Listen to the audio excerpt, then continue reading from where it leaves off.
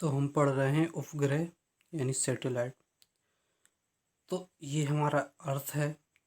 अर्थ से ऊपर कुछ दूरी है और वहाँ से कोई चीज़ हमने फेंकी। वो चीज़ या तो वो अर्थ पे यहाँ गिरेगी, हम थोड़ी और स्पीड बढ़ाएंगे तो यहाँ पे गिरेगी, थोड़ी दूर थोड़ी और स्पीड बढ़ाएंगे तो ऐसे दूर गिरती जाएगी। और एक स्पीड ऐसी आएगी जिस पर हम उस किसी वस्तु को फेंकेंगे तो वो जो है एक सर्कल के रूप में पृथ्वी के चारों तरफ घूमने लगेगी। और जिस सर्कल के रूप में घूमने लगेगी और उससे ज़्यादा हम अगर गति पे जो सर्कल के रूप में घूमेगी उसे हम बोलेंगे कक्षीय चाल, V O से जिसे हम दर्शाएंगे कक्षीय चाल, जिसे बोलेंगे ऑर्बिटल स्पीड। उसके पास एक ऑर्बिटल स्पीड होगी जिससे वो कक्षीय चाल चलेगी। उससे ज़्यादा स्पीड से भेजेंगे तो फिर वो है इस तरह ये दीर्घ अ, इस तरह परवलयकार के रूप में मार्ग में चलेगी। और उससे भी कहीं ज़्यादा जिस स्पीड से हम फेंकेंगे एक ऐसी स्पीड ये होगी कि वो पृथ्वी कक्षा को छोड़ के बाहर चली जाएगी, जिसे हम पलायन वेग कहेंगे। यानी वह वेग जिस वेग से कोई चीज़ पृथ्वी की कक्षा को छोड़ के बाहर चली जाती है वो पलायन वेग। और V0 जो हो गया वो एक कक्षीय चाल हो गया जिससे वो एक सर्कल के रूप में घूमती है।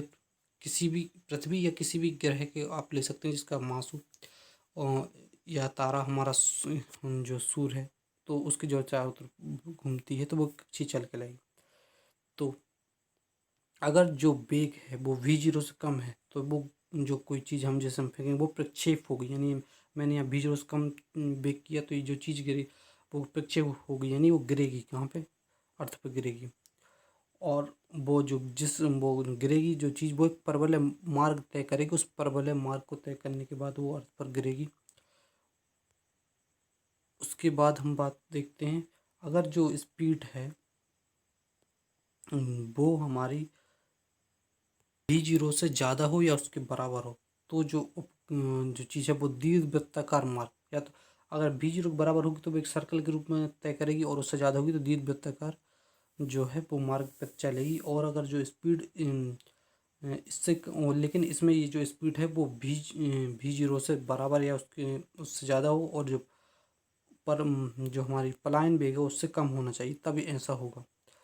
उसके बाद और जो हमारा जो सर्कल जो पृथ्वी है उसे भी हम एक तरह का वो दीर्घवृत्ताकार मार्ग ही है, उसी के अंतर्गत आ जाता है। उसके बाद जो वेग है अगर वो परवलयाकार के बराबर उससे ज़्यादा हो तो जो वस्तु है वो पृथ्वी पर नहीं आएगी, ये अति परवलयाकार के रूप में करेगी, यानी कि ये पृथ्वी को छोड़ कर चली जाएगी। और हम ये मानेंगे कि ये बहुत बड़ा परवलयाकार करने के बाद किसी टाइम पे वापस आएगी जो कि अनंत समय होगा, तो इसका मतलब वो पृथ्वी पर वापस नहीं आएगी।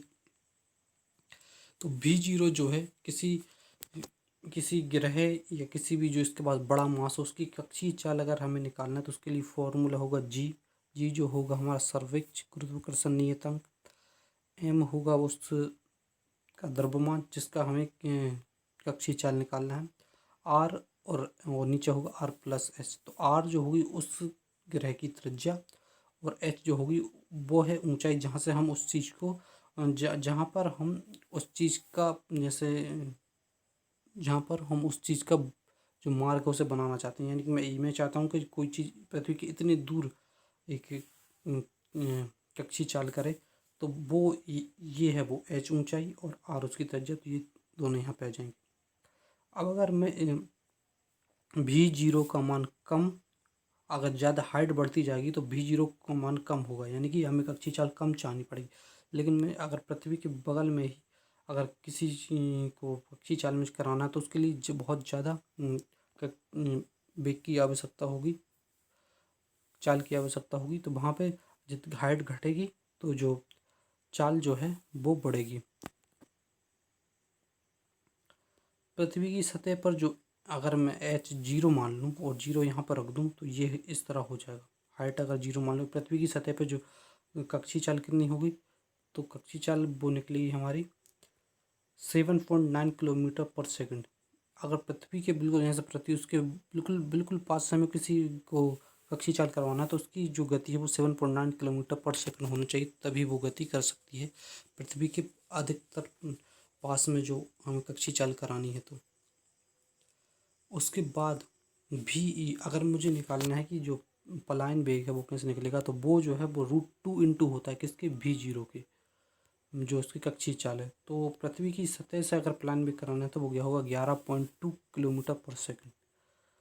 और VE निकालने के लिए हम यही फॉर्मूला ये उसी से निकला है इससे, इसमें तो ये GM और RH, तो ये हो गए, हो जाएगा हमारा कक्षीय चाल। और ये दो, हाँ दो यहाँ पे √2 में तो यहाँ पे आ गया, तो ये हमारा पलायन वेग हो जाएगा। VE का मान अगर हम कम करेंगे तो हाइट ज़्यादा चाहिए।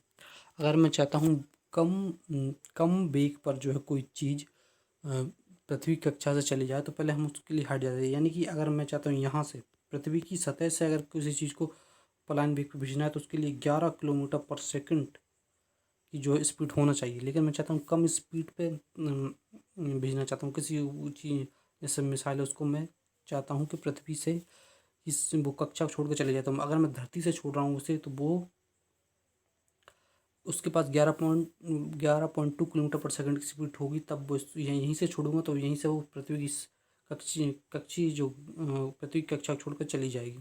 लेकिन अगर मैं उससे कम स्पीड देकर छोड़ना चाहूँ तो पहले किसी रॉकेट से मुझे उस चीज़ को पृथ्वी की से ज़्यादा दूर ले जाना पड़ेगा। अगर मैं इसको इसी चीज़ को इतने दूर ले जाऊँ यहाँ पे, तो यहाँ मुझे 11.2 किलोमीटर पर सेकंड की आवश्यकता नहीं होगी पृथ्वी की कक्षा से दूर जाने के लिए किसी चीज़ को। तो या अगर मैं यहाँ पे कम स्पीड भी दूंगा, इससे भी कम, तो वो चीज़ पृथ्वी की कक्षा को छोड़कर चली जाएगी। यानी कि इसका मतलब ये है कि अगर मैं हाइट ज़्यादा बढ़ाऊँगा तो जो पलायन वेग है उसका मान जो है वो कम हो जाएगा। अब हम बात करते हैं ये हमारी कक्षा है, ये अर्थ है, और ये है LEO यानी लो अर्थ ऑर्बिट सैटेलाइट। वह ऑर्बिट सैटेलाइट जो पृथ्वी के बहुत करीब होते हैं। और दूसरा है जो MEO जो बीच में होते हैं किसके, जियो होता है हमारे जियो जियो स्टे स्टेटिक्स जियो स्टेशनरी सैटेलाइट वो होते हैं जो पृथ्वी के साथ साथ गति करते हैं। अगर मैंने किसी एक जगह पर इनको स्थित कर दिया तो ये हमेशा उसी जगह पर स्थित रहेंगे और उसी जगह पर चलते रहेंगे, जिस कारण ये पृथ्वी की सभी जो सरफेस है उसको जो कवर नहीं कर पाते हैं। अगर मैंने इसको इंडिया पे इसे किया है तो ये सब इंडिया को ही देख पाएगा, ये स्कैन कर पाएगा, क्योंकि इंडिया अगर यहाँ घूमेगा तो ये सैटेलाइट भी यहीं आ जाएगा, तो ये उसी के साथ रहेगा। जबकि ये लो अर्थ ऑर्बिट सैटेलाइट होते हैं, ये जो है पृथ्वी के साथ नहीं घूमते हैं। तो ये पृथ्वी यहाँ घूम रही तो इसकी चाल कुछ अलग होगी, तो ये जो पूरी पृथ्वी को स्कैन कर सकते हैं। तो इस तरह जो मीडियम अर्थ ऑर्बिट सैटेलाइट होते हैं जो इन दोनों के बीच में होते हैं, और तो लो ऑर्बिट सैटेलाइट जो पृथ्वी के करीब जो सैटेलाइट होते हैं उनकी जो दूरी होती है पृथ्वी से 400 से 2000 किलोमीटर दूर तक स्थित होते हैं। इनका वेग 7.5 किलोमीटर प्रति सेकंड होता है, क्योंकि हमने देखा था पृथ्वी के पास में अगर किसी सैटेलाइट को घुमाना है तो उनका वेग 7.9 किलोमीटर पर सेकंड होना चाहिए। तो ये थोड़ा दूर तो ये उसी के लगभग है। और जो मीडियम अर्थ ऑर्बिट होते हैं वो 2000 किलोमीटर से 35,000 किलोमीटर दूर तक होते हैं, जिनकी स्पीड जो है 4.5 किलोमीटर पर सेकंड होगी, क्योंकि हम हाइट बढ़ती जा रही है तो स्पीड जो है वो घटती जाएगी। जियो ऑर्बिटल सैटेलाइट जो बिल्कुल एक जगह पर स्थित करते हैं पृथ्वी की चाल के साथ वो घूर्णन करते हैं, तो ये होंगे पृथ्वी से 35,786 किलोमीटर से भी, यानी लगभग 36,000 किलोमीटर दूरी पर स्थित होते हैं। इनकी स्पीड जो होती है वो 3 किलोमीटर पर सेकंड होती है। और जो मून जो है उसकी स्पीड 1 किलोमीटर पर सेकंड है, क्योंकि वो उससे भी ज़्यादा दूर है, वो भी एक सैटेलाइट है हमारे पृथ्वी का। अब उपग्रह की कुल ऊर्जा देखते हैं। अगर उपग्रह की जहाँ तक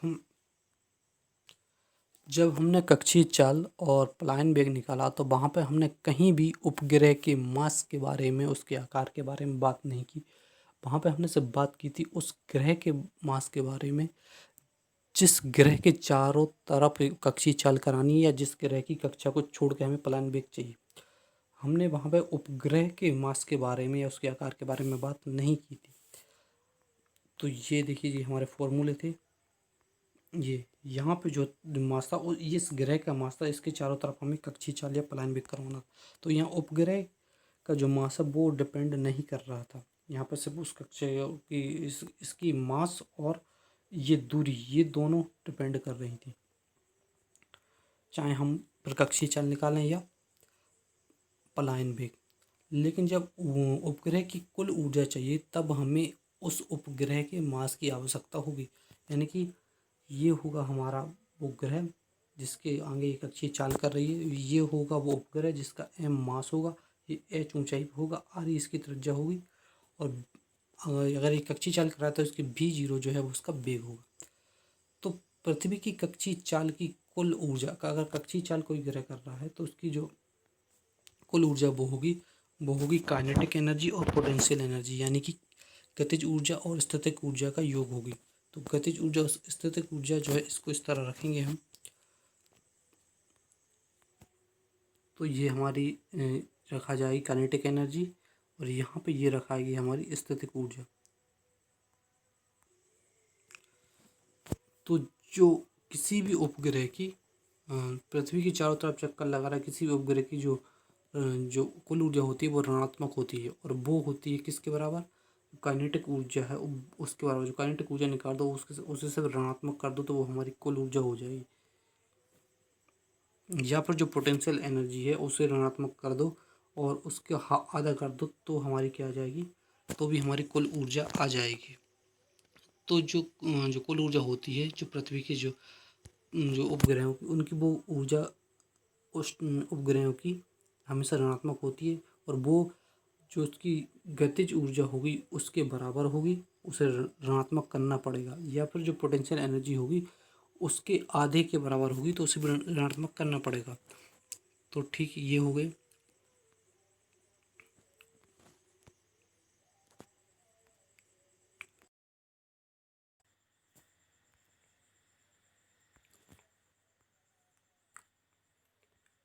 एक पिंड पृथ्वी की सतह से लंबवत ऊपर की ओर प्रक्षेपित किया गया है जिसका वेग पलायन वेग का आधा है, यानी कि वह पिंड जो है पलायन नहीं करेगा, पलायन वेग से आधा उसका वेग है। तो अधिकतम कितनी ऊंचाई होगी जहां तक वह पिंड पहुंचेगा, तो हम देख लेते हैं। ये अर्थ है, यहाँ से कोई पिंड को प्रक्षेपित किया गया है, लंबवत प्रक्षेपित किया है जिसका वेग जो है पलायन वेग का आधा है, और ये मैक्सिमम हाइट है, हमने मान ली यहाँ तक ये पहुँचा है।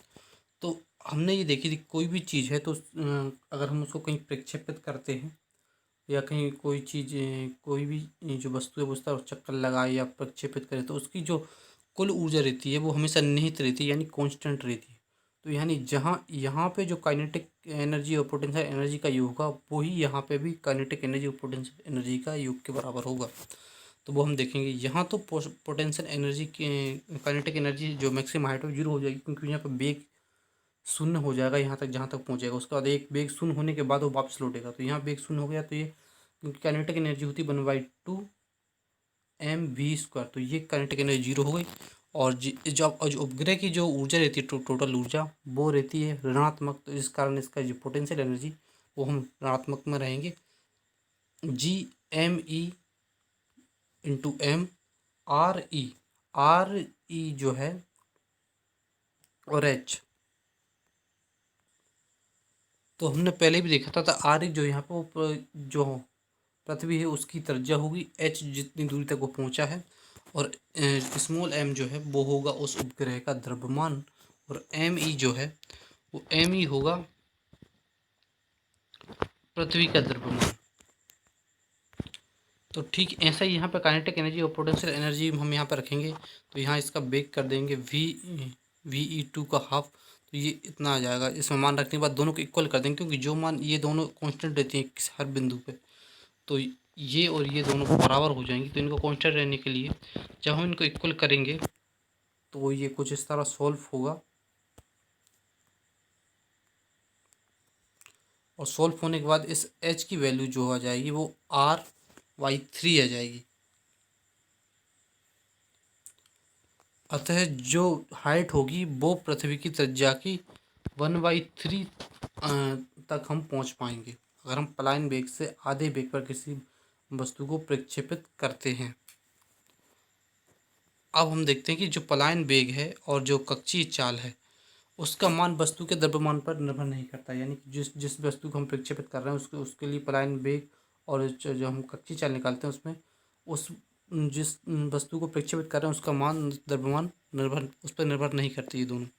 अब देखते हैं भू स्थित उपग्रह और ध्रुवीय उपग्रह। भू स्थित जो उपग्रह होते हैं वो पृथ्वी के चारों ओर पश्चिम से पूर्व घूमता है, क्योंकि पृथ्वी पश्चिम से पूर्व घूमती है तब हमें सूर्य जो है वो पूर्व से पश्चिम की तरफ घूमते हुए दिखाई देता है, क्योंकि सूर्य तो अपनी जगह रहता है।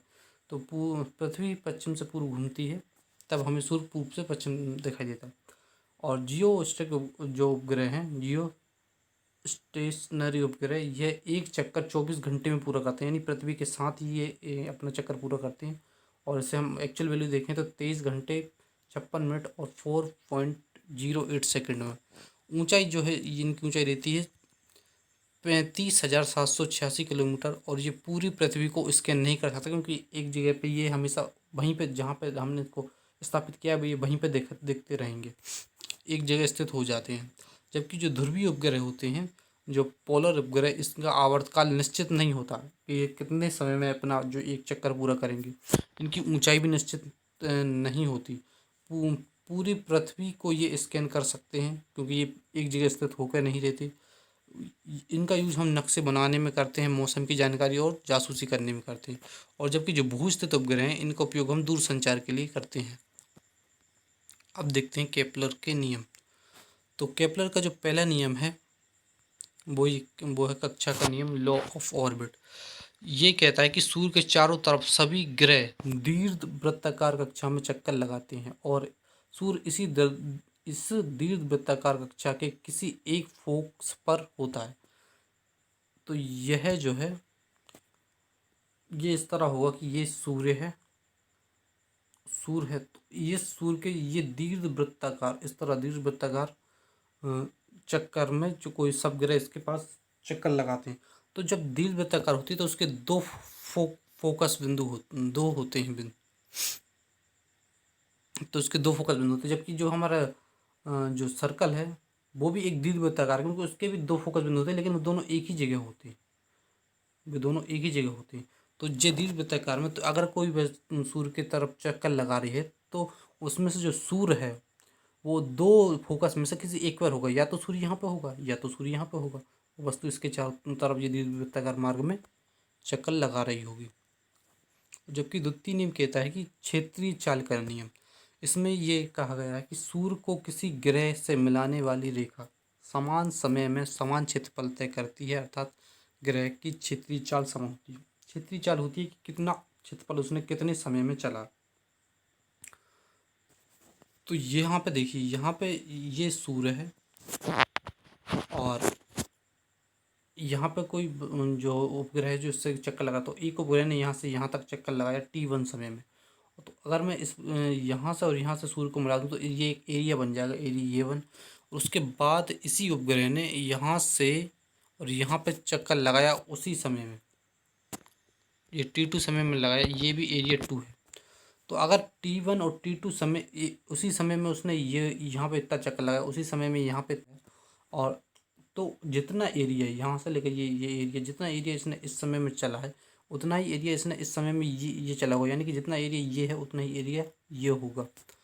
तो T1 और T2 अगर बराबर होंगे तो A1 और A2 भी बराबर होंगे, यानी ये एरिया और ये एरिया भी बराबर होगा।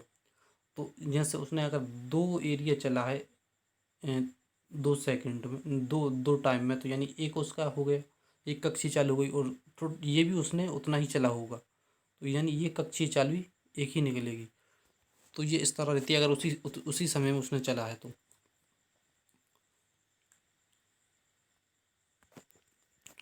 अगर हम इसको और अच्छे तरीके से समझना चाहें तो हम देखते हैं कि ये सूर्य है और ये यहाँ से किसी ग्रह ने यहाँ से यहाँ तक ये चला है किसी समय में, और ये इसकी त्रिज्या r है और d थीटा जो है उसने चला हुआ है। तो अगर हम उसका क्षेत्रफल निकालें तो ये निकलेगा 1/2 बेस इंटू हाइट, इसमें हम रख देंगे तो ये इतना ही आ जाएगा, और ये बेस इंटू हाइट। तो यहाँ से हम बस समझने की बात ये कर रहे हैं कि जो डेल थीटा है वो चाप, ये चाप है, चाप बटे आर है। तो चाप जो हो जाएगा वो चाप कितना लगाया हमने, डेल थीटा और आर। तो यह हमने इस चाप की वैल्यू यहाँ पर रख दी हाइट की जगह, क्योंकि यही हमारी एक हाइट का काम करेगी। तो यहाँ पर रखेंगे तो ये इससे हमें ये पता चलेगा कि हमारी जो क्षेत्रीय चाल है वो बराबर होगी 1/2 और ये आर स्क्वायर और ये कोणीय चाल, क्योंकि कितना थीटा तुमने कितने समय में चला है वो होता है कोणीय चाल। तो केपलर का जो दूसरा नियम है ये कोणीय संवेग संरक्षण के सिद्धांत पर कार्य करता है या उस पर आधारित है।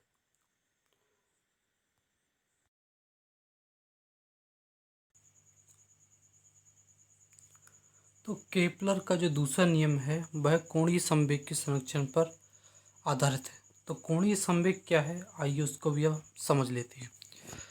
तो कोणीय संवेग को समझने से पहले कुछ चीज़ें हम समझ लेते हैं, जैसे कि कोई पहले जड़त्व वो समझते हैं। जैसे कोई वस्तु है, अगर वो रुकी है तो रुकी रहेगी, चल रही है तो चलती रहेगी, और किसी पर्टिकुलर दिशा में चल रही है तो उसी दिशा में चलती रहेगी जब तक कि उस पर कोई बाहरी बल ना लगाया जाए। यानी कि उस वस्तु के अंदर एक ऐसा स्थिति है जो बल वो कार्य करता है कि जो रुकी है वस्तु तो उसे चलने नहीं देता, जो चल रही है तो उसे रुकने नहीं देता, जो एक ही दिशा में चल रही है तो उसे दिशा बदलने नहीं देता, जिसे हम जड़त्व कहते हैं। तो जिस ये वस्तु रुकी है तो इसके अंदर जड़त्व है जो इसे चलने नहीं दे रहा। जब तक हम इसका बाहरी बल नहीं लगाएंगे ये वस्तु चलेगी नहीं, ये वहीं पर बनी रहेगी। ऐसी वस्तु ये है, अगर एक बार वस्तु को हमने ऐसे चला दिया, जैसे मैंने किसी बॉल को फेंक दिया तो वो बॉल चलती जाएगी जब तक इस पर कोई बाहरी बल नहीं लगेगा वो रुकेगी नहीं। और अगर हमने इस दिशा में फेंका है तो उसी दिशा में जाएगी, अगर इस पर कोई बाहरी बल नहीं लगेगा तो वो अपनी दिशा चेंज नहीं करेगी। तो ये तो हो गया जड़त्व। और एक होता है संवेग या रेखीय संवेग जिसे हम बोलते हैं। तो रेखीय संवेग ऐसा रहता है, जैसे मान लीजिए आप हों यहाँ पे और यहाँ से कोई बच्चा आता है जिसकी स्पीड जो है 10 किलोमीटर प्रति सेकंड है साइकिल से, और टक्कर मार देता है आपको, तो ये उसमें आपको नुकसान होगा पर कम होगा। उसी के मुकाबले अगर एक गाड़ी आए, कार आए, तो उसकी स्पीड भी 10 किलोमीटर पर आवर हो तो वो टक्कर मारे तो ज़्यादा नुकसान होगा। उससे भी ज़्यादा जब कोई ट्रक आकर आपको जिसकी स्पीड 10 किलोमीटर पर आवर हो वो टक्कर मारे तो ज़्यादा और ज़्यादा नुकसान होगा। तो इससे मतलब ये पता चल रहा है कि यहाँ पे स्पीड सेम है लेकिन इनका जो द्रव्यमान है वो अलग अलग है, तो इसकी वजह से इम्पैक्ट ज़्यादा या कम हो रहा है। ठीक इसी तरह जब एक गोली है जिसका साइज जो है वो 10 ग्राम है, अगर इसको मैं इस 10 किलोमीटर पर आवर की स्पीड से इसको कम स्पीड से मारूं, यानी 1 किलोमीटर पर आवर, तो कम नुकसान होगा। लेकिन यही गोली जो जब बंदूक से निकलती है जिसकी स्पीड ज़्यादा होगी तो वो आपको ज़्यादा नुकसान करेगी। यहाँ पे ये देखने को मिल रहा है कि द्रव्यमान सेम है पर स्पीड कम ज़्यादा होने से इफेक्ट पड़ रहा है। तो इससे एक नई राशि बना दी हमने, रेखीय संवेग। रेखीय संवेग में क्या होता है कि जो रेखीय संवेग ये मतलब ये हो गया समानुपाती रेखीय संवेग किस किस के, एक तो द्रव्यमान जिसे हम m मान लेते हैं, और एक हो गया वेग। तो यही होता है। तो रेखीय संवेग क्या है, तो रेखीय संवेग हो जाएगा जिसे हम p से डिनोट करेंगे, द्रव्यमान m इंटू वेग। वेग एक वेक्टर राशि है तो ये भी एक रेखीय संवेग भी एक वेक्टर राशि हो जाएगी। तो ये रेखीय संवेग है। लेकिन ये कब काम करता है, जब इस पर कोई बाहरी बल काम न कर रहा हो। मतलब इस पर अगर जो कोई बल लग रहा है, ये कोई वस्तु है, इस पर जो कोई बल लग रहा है तो वो सिर्फ एक ही बल लग रहा है, मतलब कोई बाहरी बल काम न कर रहा हो, तो वहाँ पर जो बाहरी बल जो है वो 0 होना चाहिए। जैसे कि मैं समझाता हूँ, जैसे कोणीय संवेग है तो रेखीय संवेग क्या था कि ये सीधी चलती हुई वस्तु है, जो सीधी चल रही है वस्तु उसमें रेखीय संवेग है। लेकिन कोई वस्तु एक अक्ष उसका और उसके परिता वो घूम रही है तो उसमें जो संवेग रहेगा वो कोणीय संवेग रहेगा, क्योंकि वो वस्तु जो है वो एक तो वो कोई जैसे ये वस्तु ये है उसका अक्ष और यहाँ से वो यहाँ घूमी, तो एक तो उसने एक चली इतनी दूरी चली जिसे हम कोणीय चाल चली उसने। तो इसमें जो यहाँ पे जो काम जो रेखीय संवेग में जो काम यहाँ पे द्रव्यमान कर रहा था वहाँ पे जड़त्व आघूर्ण करेगा। और जड़त्व आघूर्ण क्या होता है, जो जड़त्व हमने देखा था किसी वस्तु को जो चल रही है वो चलती रहेगी, रुकी है रुकी रहेगी, और उसमें मतलब जो वस्तु को जो चलने नहीं देता या रुकने नहीं देता वो उसका जड़त्व रहता। और जड़त्व आघूर्ण जड़त्व आघूर्ण होता है, जैसे ये है उसका अक्ष और अक्ष से उसकी दूरी है इतनी, और यहाँ पे वो यहाँ से ये पृथ्वी है, ये है उसका अक्ष और अक्ष से इसकी दूरी है। तो ये उसको फ्रेंड है उस मतलब सॉरी, और यहाँ से ये घूम रही है, तो अक्ष से ये दूरी, और दूरी के बाद यहाँ पे ये जो फोर्स लग रहा है,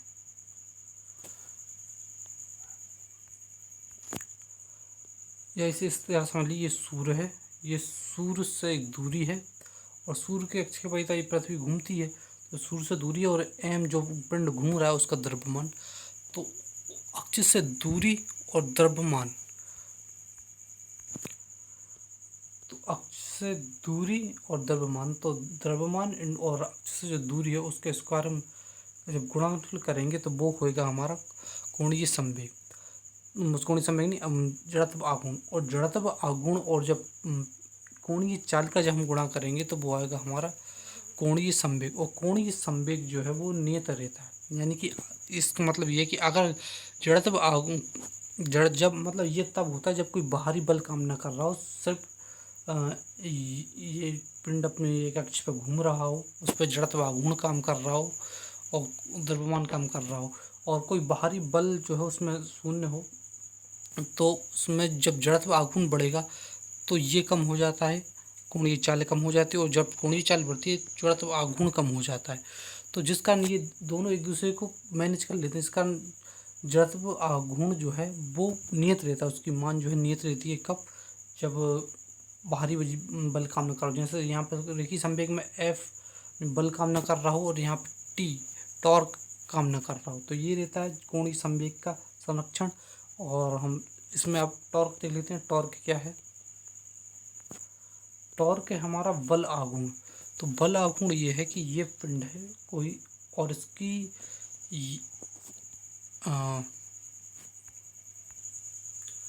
तो ये कण है और यहाँ से इसकी दूरी r है।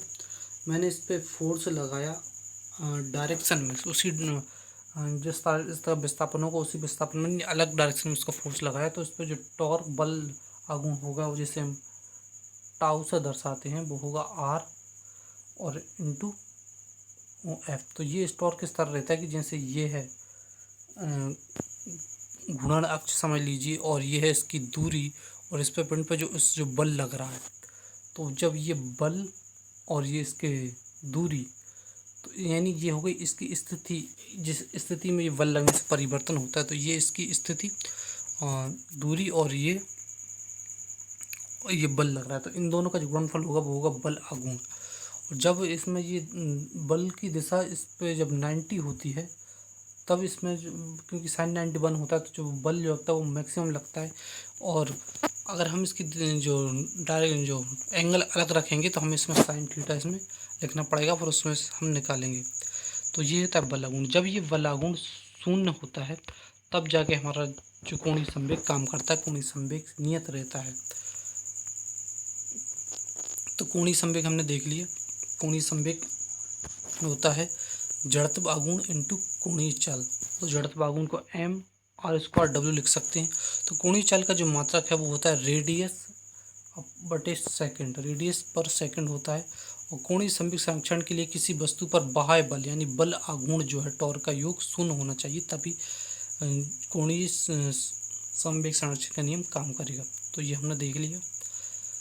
अब हम देखते हैं तृतीय नियम इसका। तो तृतीय नियम में है जो आवर्त काल का नियम है। तो ये जैसा सन है और सन से यहाँ पर कोई प्लैनेट जिसे हम पृथ्वी मान लेते हैं, तो वो यहाँ पे आर दूरी पे इसके चारों तरफ घूम रहा है। तो जो इसका आवर्त काल होगा इसका प्लैनेट का, तो आवर्त काल प्लैनेट का इसकी जो बीच की जो दूरी है, इस जो दूरी है सन से और इस प्लैनेट की दूरी इसके क्यूब के समानुपाती होता है। तो अगर मैं दो प्लैनेट मान लूँ, इसकी R1 है इसकी R2 है, तो इनका जो आवर्त काल होगा T1 और T2, तो जो T1 square upon T2 square बराबर होगा R1 क्यूब और R2 क्यूब के। तो ये इसी तरह ये होगा, इस मतलब जिसमें अगर दो प्लैनेट को कंपेयर कर दूं तो इस तरह ये आएगा। तो ये सूर्य से किसी ग्रह की ये औसत दूरी है कौन सी, आर, जो यहाँ पे दर्शाई गई है, और टी है एक चक्कर पूरा करने में लगा समय। अब क्वेश्चन देखते हैं, वह ग्रह जो सूर्य से पृथ्वी की तुलना में 4x दूरी पर है उसका आवर्तकाल बताओ यदि पृथ्वी सूर्य से r दूरी पर हो। तो यानी कि ये सूर्य है, इससे r दूरी पर पृथ्वी है और 4r दूरी पर कोई प्लैनेट है।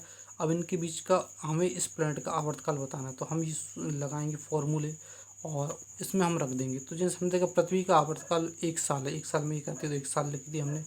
यहाँ T2 का आवर्तकाल हमें निकालना है और ये हमने लिखा, यहाँ पे हमारी r दूरी है, यहाँ पे 4r, तो यहाँ ये कट जाएंगे और क्योंकि यहाँ 1 लिखने से तो ये T2 स्क्वायर 64 का टी आ जाएगा 8 साल। यानी पृथ्वी अगर 1 साल में यहाँ पे चक्कर लगाई तो जो वो ये वाला जो है वो 8 साल में लगा। तो ये सीधा इससे हम देख भी सकते हैं क्योंकि पृथ्वी के सूर्य के निकट जो पृथ्वी है, निकट होने का ये जल्द चक्कर पूरा करेगी और जो दूर ग्रह है वो तो वो ज़्यादा समय लेगा।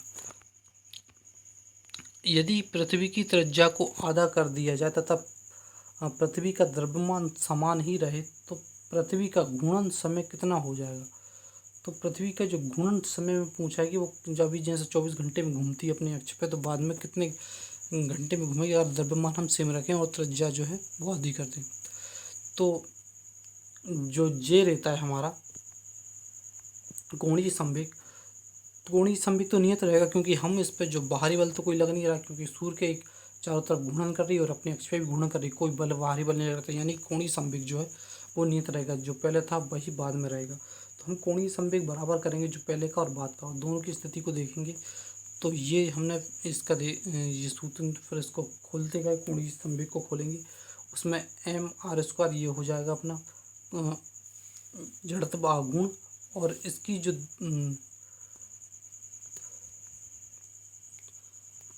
और जो कोणीय चाल हो जाएगी ये 2 पाई और t, 2 पाई यानी कि ये जो कोणीय चाल हो जाएगी 2 पाई यानी 360 डिग्री चलती है इतने समय में, और ये 360 डिग्री चलती है इतने समय में, तो मतलब 360 डिग्री पूरा करना है। और ये तो यहाँ पे हम देखेंगे जो r² और r², अब इसको हम सॉल्व करेंगे आगे जाके। तो यहाँ से देखिए, यहाँ से ये m कट जाएगा और यहाँ से r² और r² भी कट जाएगा, तो यहाँ पे ये चीज़ बचेगी। और T1 इसकी जो हमारी पृथ्वी उसकी जो घूर्णन अक्ष वो 24 घंटे में अपना एक घूर्णन पूरा कर लेती है, तो इसमें यहाँ पर रख देंगे। इससे T2 जो आएगा वो कितना 6 घंटे, यानी कि अगर हम पृथ्वी की ज़्यादा कर देते हैं और द्रव्यमान सेम रहे तो जिसका जो घूर्णन है वो 6 घंटे हो जाएगा।